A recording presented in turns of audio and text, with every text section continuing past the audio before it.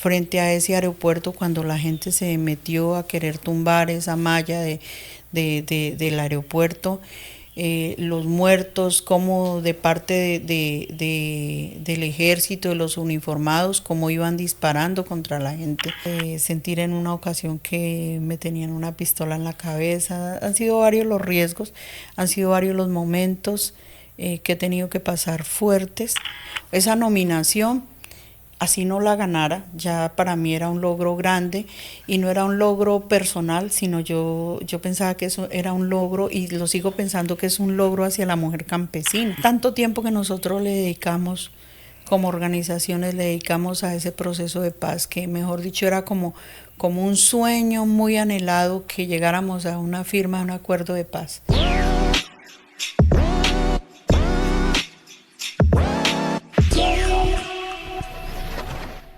¿Cómo están? Bienvenidos a este capítulo. Es una temporada que hemos dedicado a hablar con mujeres poderosas, a hablar de esas mujeres que hacen la diferencia en el territorio, esas mujeres que transforman, esas mujeres orgánicas, originales, esas mujeres que nos representan y por supuesto aquellas que dan esas justas luchas en distintos espacios.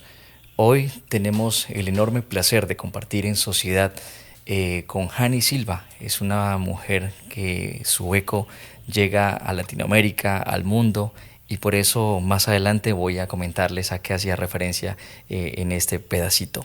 Bienvenida, doña Hani, ¿cómo está? Bienvenida a Sociedad.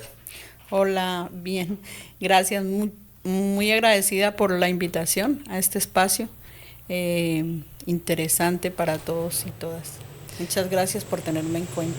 No, para nosotros eh, desde hace un tiempo atrás habíamos hecho justamente el ejercicio de buscar de esas mujeres que transforman el territorio y usted es una de ellas, precisamente por algo, porque es una mujer poderosa, ya lo mencioné hace unos segundos, es una mujer que ha logrado acumular una experiencia en el territorio con algunas tareas que usted viene realizando y es ese empoderamiento. Por esa razón hoy está acá en Sociedad para poder contar un poco esa historia y ya antes le había comentado que Sociedad lo que busca básicamente es contar historias alrededor de la construcción de la paz y usted es una de esas personas que hace ese trabajo en el departamento del Putumayo.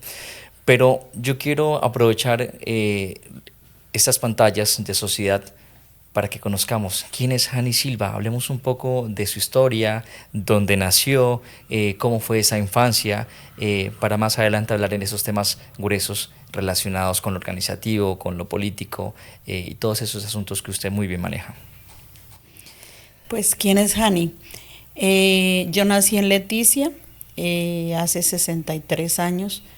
Viví en Leticia hasta los 5 o 6 años y luego viví 5 o 6 años también en Bogotá. Llegué aquí a Puerto Asís con mi madre, de raíces brasilera, era mi mamá. Y llegamos cuando yo tenía 12 años pasaditos. Desde ese tiempo estoy en Puerto Asís, Putumayo y sigo pues aquí. Tuvimos la posibilidad de ir a una vereda, la vereda del Tobayá, y allí empecé mi trabajo como, digamos, como campesina. Me enamoré de ese territorio. Entonces esa soy yo, una mujer después de ese tiempo campesina, dedicada no solamente a mi casa, a mis gallinas, a mis cosas, sino desde ese tiempo muy interesada en todo lo que tiene que ver con el trabajo social, con el trabajo ambiental, ya que me ha gustado mucho desde pequeña. O sea, he sido una persona que admira la naturaleza, que admira la belleza de la naturaleza. Cuando hice la presentación, omití algo que es trascendental en este tipo de diálogos, y es que doña Hani es una defensora de derechos humanos. Es una persona cuya consigna siempre está la justicia ambiental.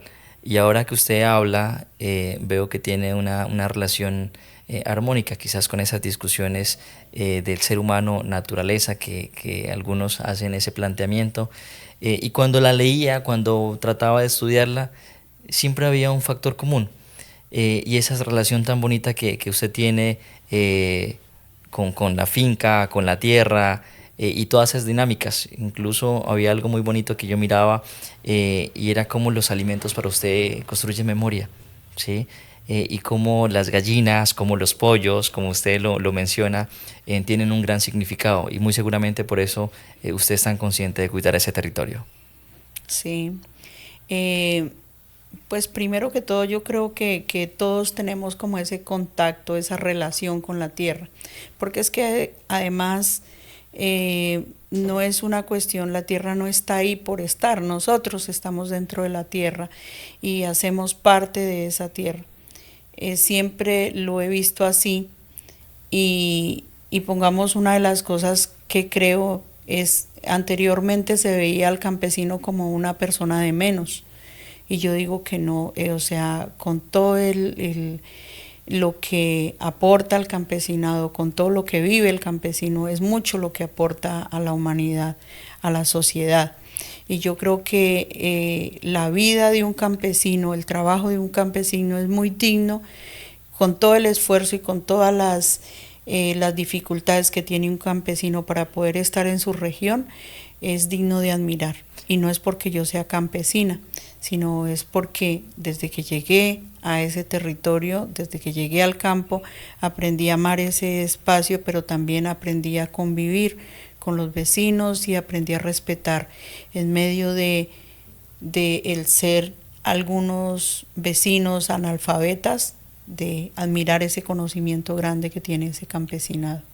Me gusta la apreciación que usted hace sobre la tierra. Sí, creo que de entrada empezamos como a profundizar en ese tipo de elementos.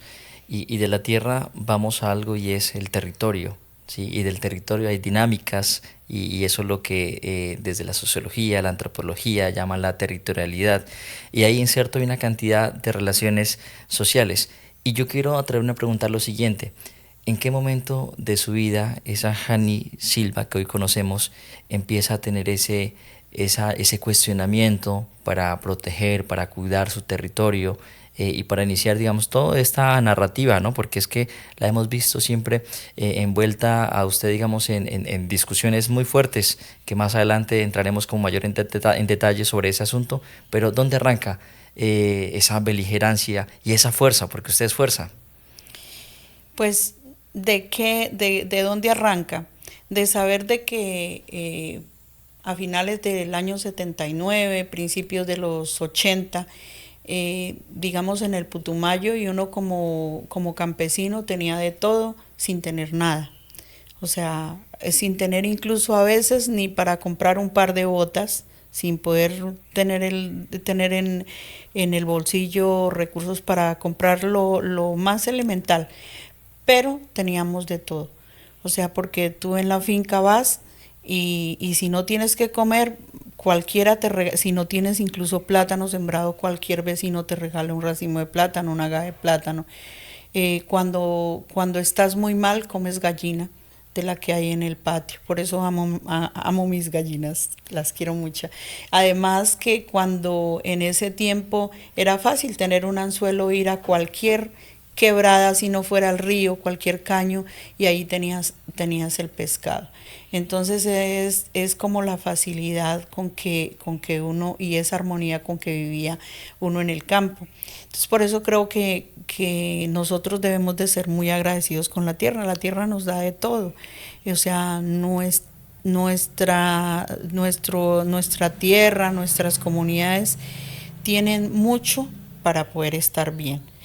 Y si ella nos da tanto, ¿por qué nosotros la destruimos? ¿O por qué nosotros la acabamos? ¿O por qué nosotros queremos acabar con eso tan bonito que tiene, con eso tan bonito que nos da? Entonces, de pronto, personas que no han vivido en el campo no lo entienden, pero pongamos, era muy bonito cuando yo era pequeña de saber de que si era comer arroz, y si no se tenía cómodo y estaba en espiga, era poner un costal en un hueco en la tierra y coger con un mazo y darle y sacar el arroz.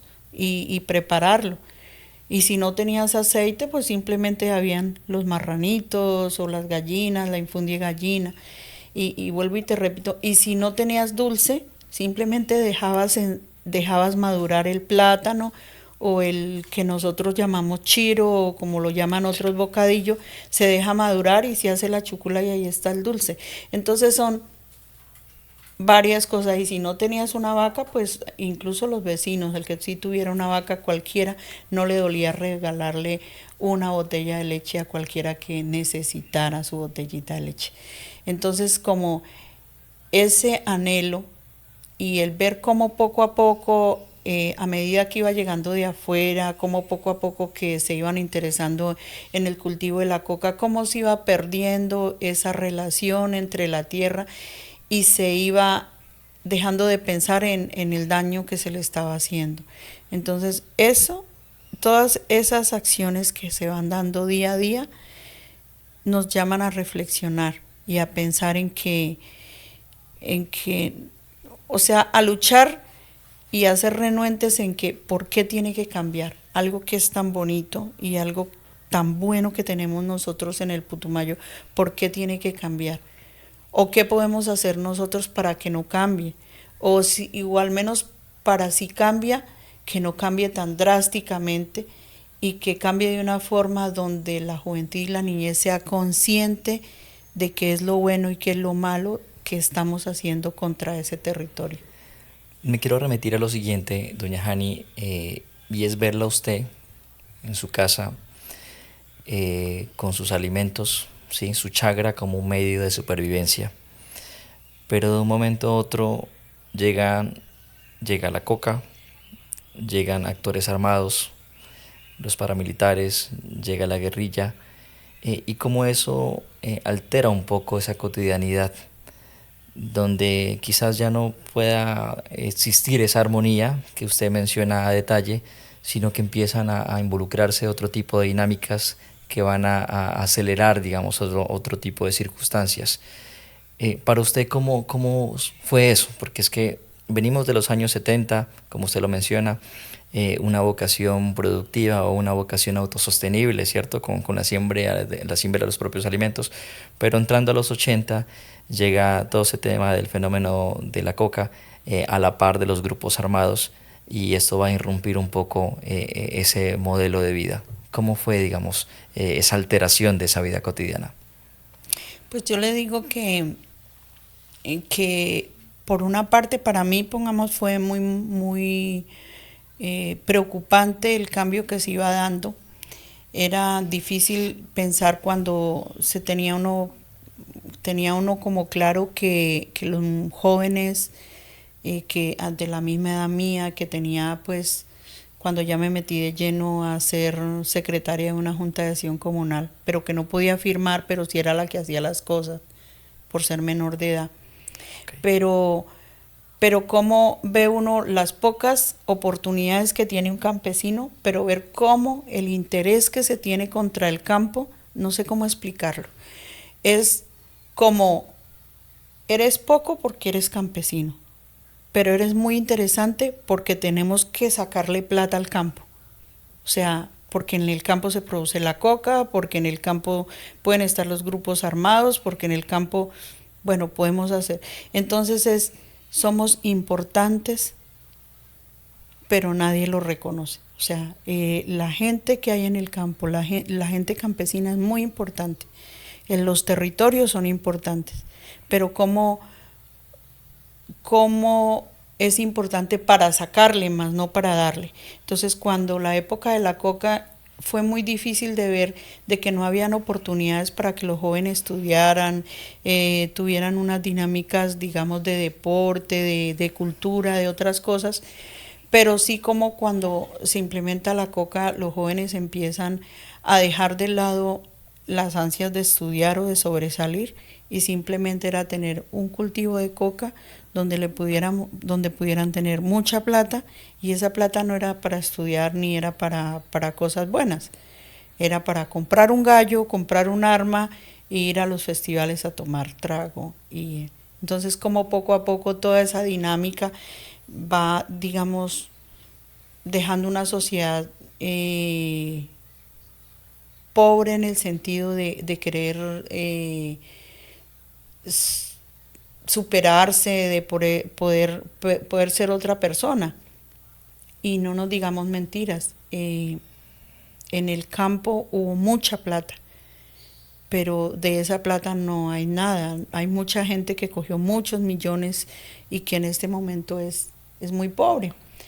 Entonces eso lo llama a uno a reflexionar y a darse cuenta de que no todo está en el signo pesos. Usted me dice algo y es muy valioso en esta discusión y es la paradoja del campo. Un campo pobre, pero a la vez es un campo que ha generado o suscitado riqueza, entre comillas, ¿sí?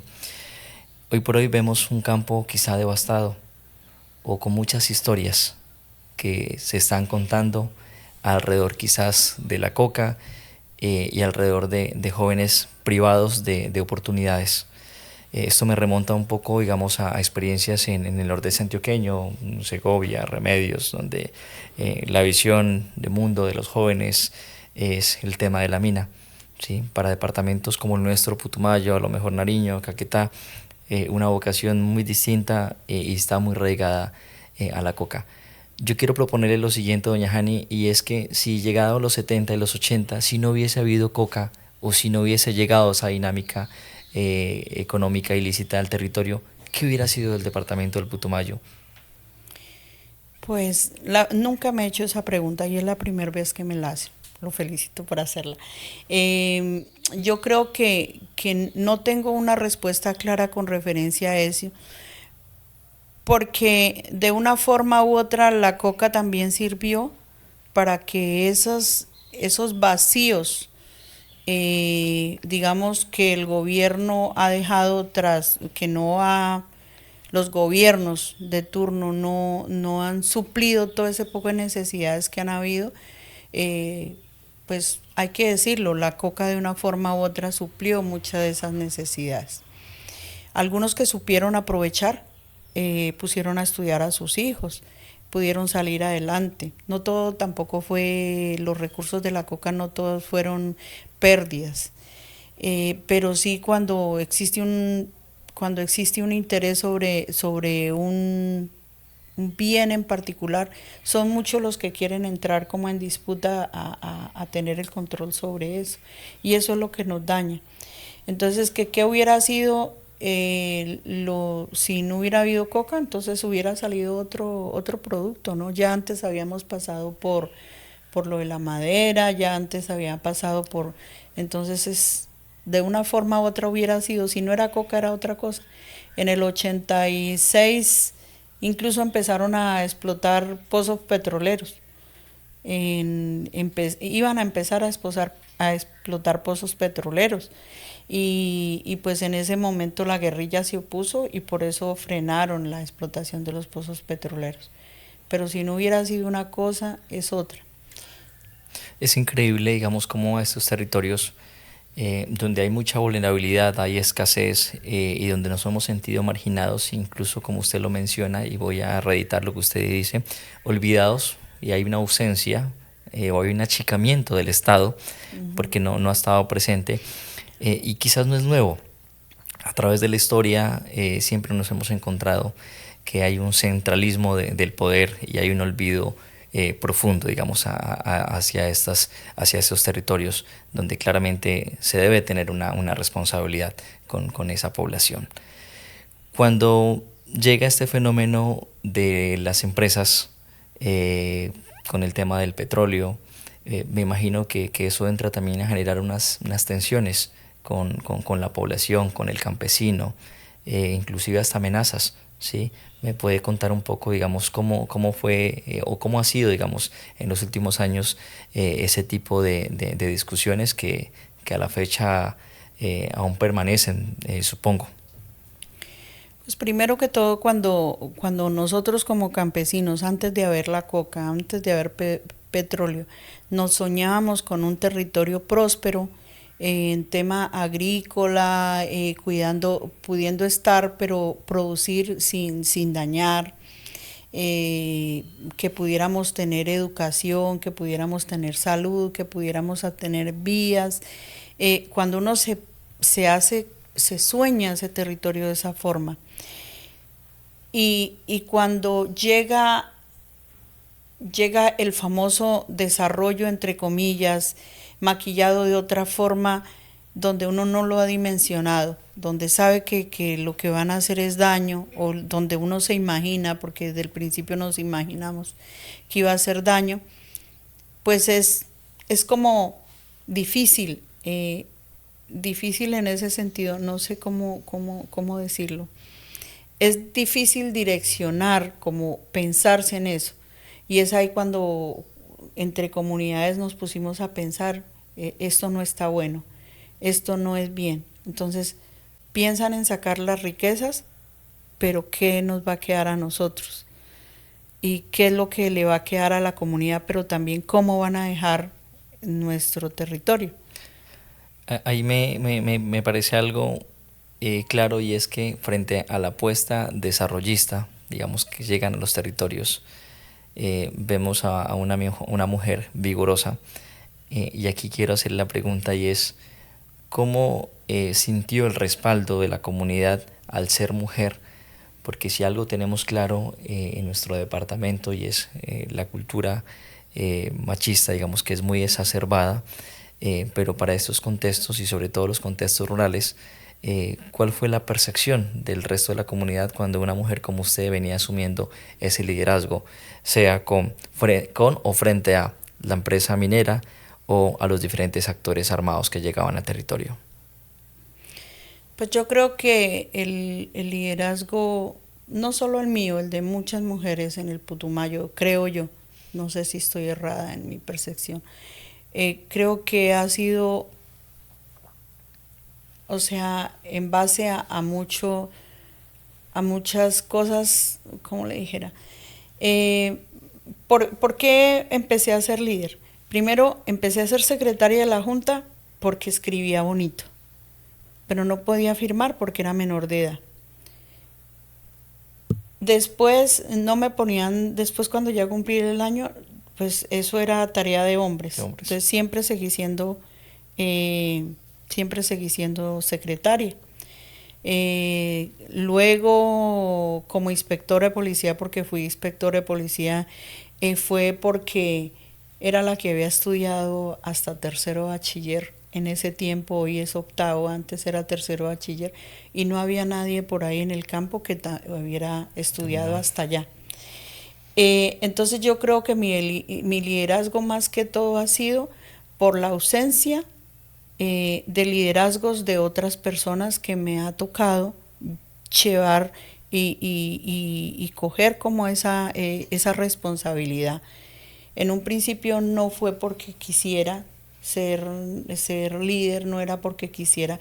Yo quería tener un grupo de compañeros, compañeras de mi misma edad, sacar proyectos pequeños adelante, tener iniciativas, pero no me dimensionaba como me tocó después representar muchas comunidades, y era simplemente porque hubo una época que a los líderes los mataban y los líderes eran hombres, y yo creo que si hacemos memoria, en el Putumayo mataron muchos líderes hombres, y en ese momento no nos atacaban a las mujeres.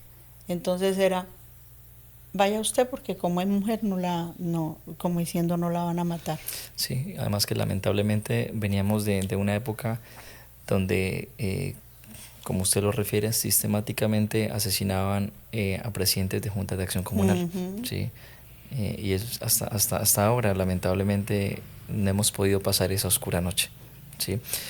De ese liderazgo que usted empezó a ejercer, que empezó a construir, ¿sí? Y que de manera innata estaba ahí, y que quizás consciente o inconscientemente, digamos, usted no lograba concebir en lo que se iba a convertir, porque usted hoy en día no solamente es una líder, usted es una referente. Se sabe que es referente nacional. ¿Qué se siente ser ese referente nacional para muchas mujeres en el país y en Latinoamérica? Pues siento orgullo, no sé a qué horas pasó, pero yo creo que en todo el departamento del Putumayo, incluso a nivel nacional, hay muchas mujeres de pronto que no han sido muy visibilizadas, como tuve la suerte yo de que se visibilizara el trabajo que hago o que hacemos. Hay muchas lideresas que no han sido visibilizadas. Yo siento mucho orgullo, pero también siento mucha responsabilidad. Ese reconocimiento prácticamente lo responsabiliza a uno a sacar esto adelante.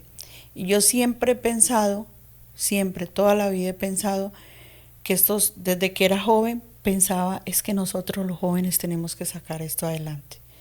Ahora ya siento, no soy vieja, estoy mayor, pero siento que son los jóvenes los que tienen como la batuta, que son los que tienen que sacar como ese trabajo adelante. Por eso y los invito a que vayan cuando estemos nosotros. Tú me ves siempre rodeada de muchachos y muchachas jóvenes, campesinas que se han superado y que hoy ya tienen ese conocimiento y esa convicción de que hay que sacar adelante. Y que este trabajo, si no le metemos juventud, si no le metemos conocimiento, pues todo el trabajo, pienso yo, que he hecho, que he logrado, que he sacado adelante, se vería perdido. Me parece, digamos, interesante cada uno de esos elementos que usted arroja, que no van a caer en el aire, por supuesto, se convierten, digamos, en esos elementos que hay que profundizar dentro de esas reflexiones. Los jóvenes tienen o tenemos la enorme responsabilidad de construir, digamos, con otras generaciones, ¿sí? Este país y, para nuestro caso, este territorio. De ese liderazgo que usted ejerce y siendo referente a nivel nacional, ¿cuáles han sido los riesgos de ser ese tipo de lideresa como usted lo ha sido y ha batallado desde este territorio? Uf, los riesgos han sido muchos. Primero que todo, tener que no poder estar tranquila en la finca, de poder, digamos, casi que romper esa posibilidad de estar seguido en mi casa, en mi finca, hacer lo que más me gusta, caminar descalza en el potrero, cuidar mis animales. Entonces, y los riesgos ha sido de verme casi de que atentan contra mi vida, de sentir en una ocasión que me tenían una pistola en la cabeza. Han sido varios los riesgos, han sido varios los momentos que he tenido que pasar fuertes. eh, y no, pues es hasta incluso acordarse, es hasta doloroso Doloroso. para mí, porque no sé en qué momento, incluso ha sido como perderme, temer por mi familia, temer, hoy estoy, quién sabe por la noche si estoy o no estoy, esa constante zozobra y eso, pero también esa rabia y esa indignación de saber que estoy haciendo mal, yo no siento que estoy haciendo mal, ¿por qué me atacan? ¿O por qué nos atacan? ¿Por qué matan líderes si están haciendo cosas bien? O sea, si estamos luchando por todos, no por uno, ni por dos, ni por mí sola, sino por todos. Entonces es como eso, no, Es, soy es, mala para expresarlo con eso esas palabras. es un fenómeno que es muy recurrente, tristemente, a nivel nacional. Los líderes, las lideresas, digamos como usted, que bajo esos conceptos de la justicia social, para su caso la justicia ambiental, y un trabajo que lo hacen hombro a hombro con jóvenes, con otras mujeres, simplemente reciben ese tipo de amenazas, de rechazos, y es muy triste que a veces hasta uno tenga que exponer la vida, como usted ya lo menciona. Yo quiero remitirme a un capítulo de su historia, y es un capítulo, digamos, que yo sé que a través de este podcast pueden remontarse, digamos, a él, y es ese paro que hubo en el año 96, ¿sí? Cuéntenos un poquito a detalle, porque es que es un gran antecedente, digamos, para el departamento del Putumayo frente a las justas luchas, frente al fortalecimiento organizativo, y esto será con seguridad los cimientos para lo que en el año 2000 aperturarán, que es el tema de la zona de reserva campesina. Pero hablemos un poquito de ese paro del 96. Pues ese paro del 96 tiene cosas muy buenas, tiene cosas dolorosas y tiene cosas que dejan de indignación. Cosas buenas de saber que de una forma u otra se vio la fuerza del campesinado al unirse, esa fuerza grande del campesinado, aunque en ese momento había mucha población de otras regiones, de otros departamentos que habían llegado con el boom de la coca, pero esa unidad y esa fuerza, o sea, eso es lo que dice uno, unidos podemos hacer mucho. El campesinado, con indígenas, con afros, como sea, unidos podemos hacer mucho. Dolorosa, ¿por qué? Por todas esas muertes que hubieron y que quedaron impunes frente a ese aeropuerto, cuando la gente se metió a querer tumbar esa malla del aeropuerto. Los muertos, como de parte del ejército, de los uniformados, cómo iban disparando contra la gente, y que eso haya quedado de una forma impune y que no se haya sabido ni qué hicieron los cuerpos que cayeron, ni nada de eso, cómo nos tocó salir corriendo. Pero también deja como ese sinsabor de que cómo nos conformamos y nos seguimos conformando con firmar un acta, con firmar unos acuerdos que siempre van a seguir incumpliendo y que siempre siguen siendo incumplidos. De ese esfuerzo del 96, pues siento que para nosotros lo que salió de bueno fue poder ver que había la posibilidad de la creación de una zona de reserva campesina, que la creamos inicialmente porque no había otra parte, por más que se socializó en otros municipios, en otros corregimientos de Puerto Asís, por una u otra razón los otros no pudieron o no quisieron tener una zona de reserva campesina. Nosotros sí socializamos en las dos inspecciones y la gente la acogió como una propuesta, pero también era un trabajo que ya veníamos haciendo, digamos, con la parroquia, con el padre Alcides, con los padres que habían en ese tiempo. Veníamos hablando sobre el tema de soberanía alimentaria, economía solidaria, de, de la posibilidad de unos derechos como campesinado, que después de cuántos años, recién ahorita son reconocidos esos derechos del campesinado, pero que desde ese tiempo ya nosotros lo hablábamos. Sí, fue una gran conquista, ¿no? Para ustedes que, de hecho, hablábamos antes de iniciar el podcast, que ya va a cumplir 25 años la zona de reserva campesina, que hay unos antecedentes muy serios, pero que es una conquista para usted, para su comunidad y para aquellos que en la actualidad vienen aún en esa apuesta de defender el territorio, de defender el agua, ¿sí? Independiente, digamos, de lo que esto ha ocasionado, que ya lo habíamos hablado minutos atrás. Todas estas luchas y esa representatividad que usted ha tenido a lo largo de estos años, porque como le había mencionado, la he escuchado en diferentes espacios con su tono beligerante de indignación, porque si hay algo aquí que hay que mencionar es cómo a través de estos tiempos ha logrado capitalizar ese discurso. Es un discurso muy importante. ¿Y por qué estoy mencionando esto? Porque llega una noticia en el año 2023 donde usted está dentro de los nominados a ese premio Nobel de Paz. ¿Sí? Yo sé que algunos sabían, quizás otros no. ¿Y cómo llegó esa noticia a su vida después de todo este trasegar en la lucha y que el ser reconocido o ser parte de ese staff de personas ya es un gran reconocimiento a ese trabajo que usted viene realizando como mujer? ¿Cómo lo recibí? Primero pues con incredulidad porque yo dije, no, pues una cosa, pensaba que eran mentiras la llamada.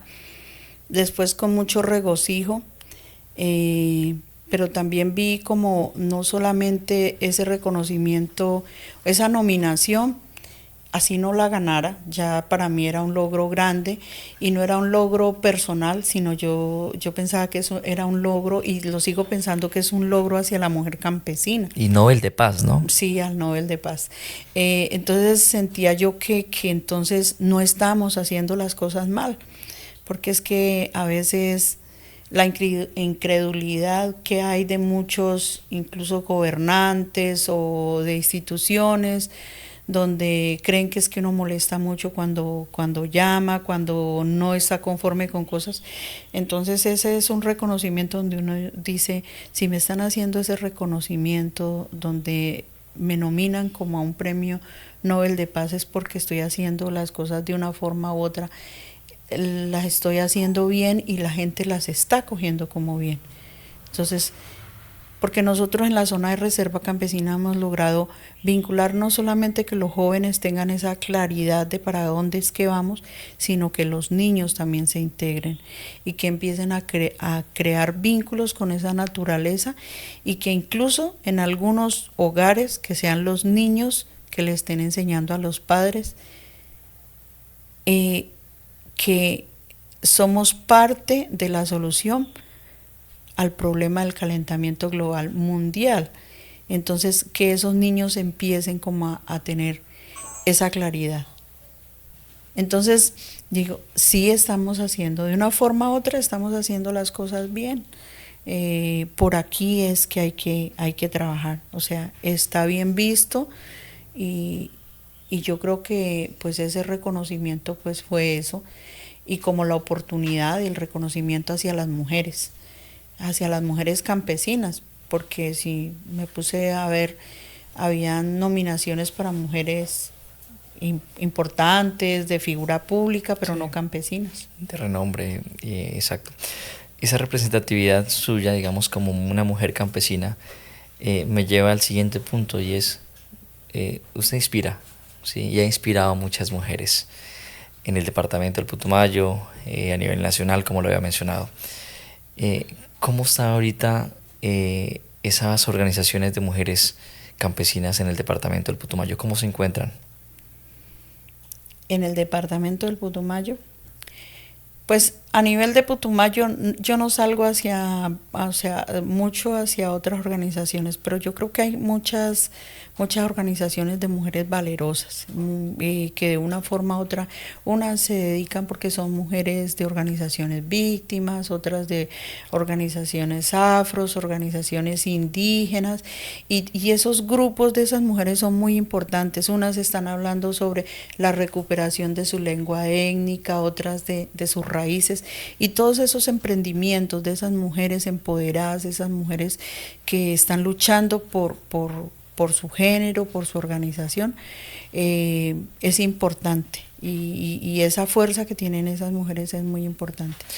Además hay algo aquí a destacar y es estas mujeres poderosas que han logrado fortalecer las distintas asociaciones en nuestro departamento, en nuestro territorio. Les tocó una transición importante para el país, el proceso de paz. ¿Cómo eso ha impactado, digamos, su vida? Porque usted es una persona bastante crítica, digamos, en el sentido de revisar muy bien, pero a la vez también de hacer pedagogía, porque es de las que sueña de que construir paz es posible. ¿Cómo lo ha visto usted, digamos, este tema desde el territorio? Pues primero que todo, pues tanto tiempo que nosotros le dedicamos como organizaciones, le dedicamos a ese proceso de paz, que mejor dicho era como un sueño muy anhelado que llegáramos a una firma, a un acuerdo de paz. Poder participar en varios espacios donde se tomaban decisiones, pero también ir y decirle a la gente, vea, por aquí es el camino, es necesario el proceso de paz. O sea, la guerra no trae nada bueno, cuando se mueren soldados son gente nuestra, son hijos de mamás, detrás de cada víctima hay una mamá y una familia que le duele. Sea guerrillero, sea soldado, sea lo que sea, es doloroso para su familia. Y bueno, ¿cómo construimos esa paz? Yo creo que esta es la ruta. Pero después de que se firma el acuerdo, darse cuenta uno que cambia el gobierno, que no hay intenciones, que es un acuerdo firmado. Fue muy emotivo ver cuando la guerrilla entró a Puerto Asís, perdón, que entró a Puerto Asís y cómo entraba con sus armas y saber que las iban a dejar, que había posibilidades de que ellos entraran a una vida civil, pero después cuando poco a poco se va dando esos incumplimientos y se vuelve otra vez a este conflicto y ahora de una forma mucho peor, digamos, que antes, pues fue, fue decepcionante. Pero yo sigo creyendo, personalmente yo sigo creyendo que hay que construir paz como sea que la paz se construye desde los territorios, generando oportunidades, generando condiciones, eh, abriéndonos a otras formas de vida, sin guerra, sin hacerle daño a los demás, pensando en que como madres, como padres, como hijos, si no queremos el dolor para nosotros, no debemos de quererlo para nadie más. Cuando salga este capítulo, muy seguramente estaremos en la Semana por la Paz.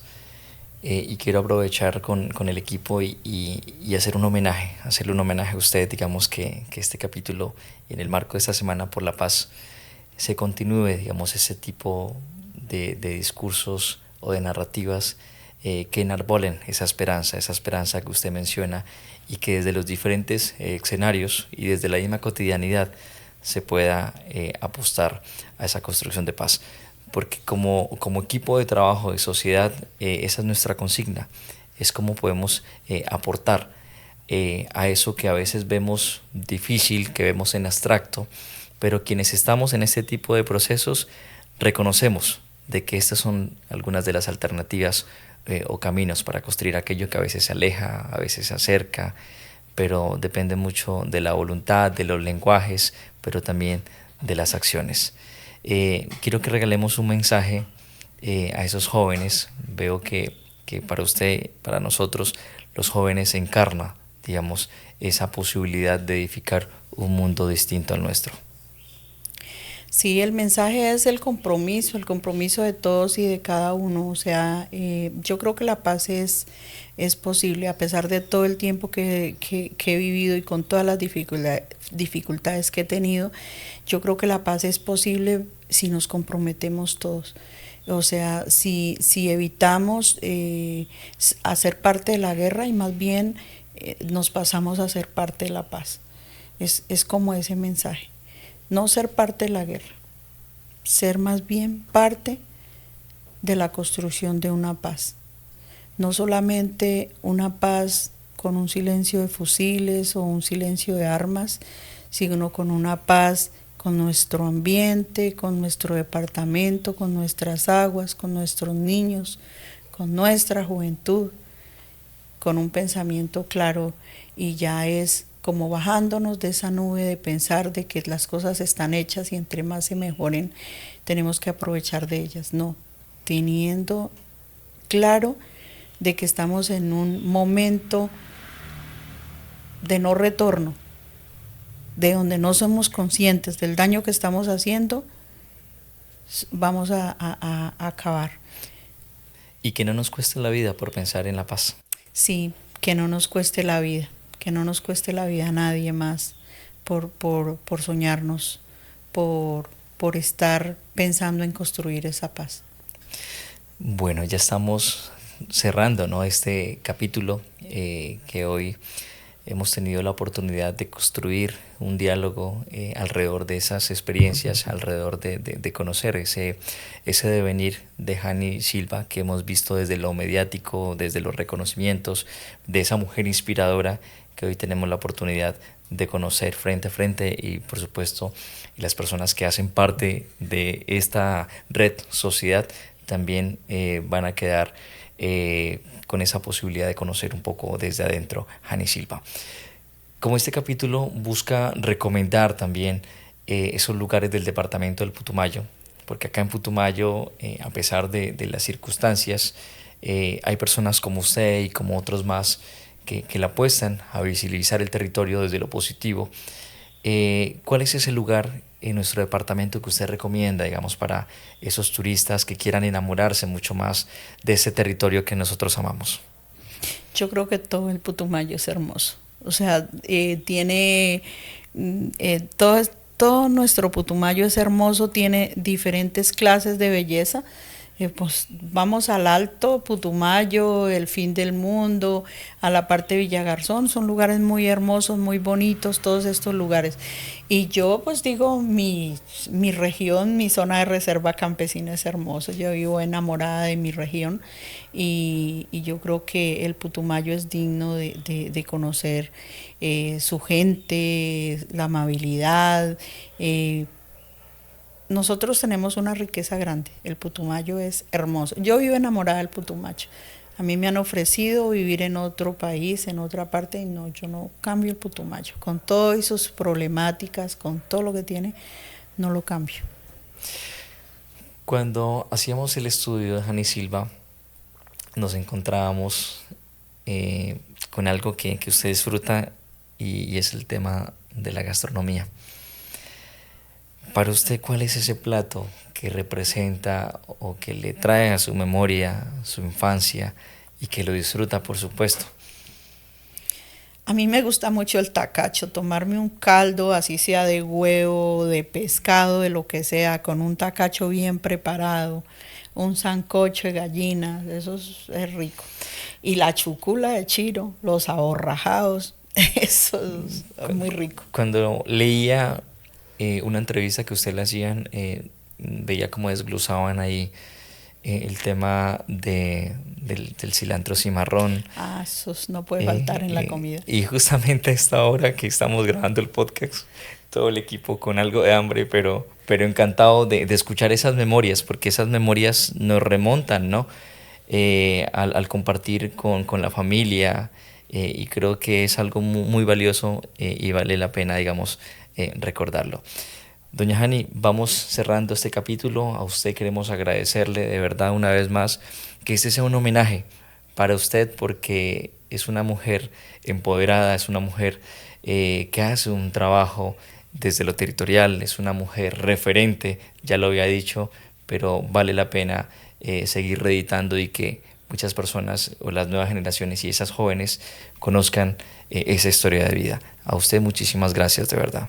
Muchas gracias a usted y a ustedes por la oportunidad de estar en este hermoso programa. Bueno, vamos cerrando. Muchísimas gracias a todos ustedes, a nuestra audiencia de Sociedad. No olviden suscribirse en las diferentes plataformas Sociedad para que cada miércoles estemos muy atentos de cada uno de esos capítulos. A ustedes muchísimas gracias. Que tengan una feliz tarde.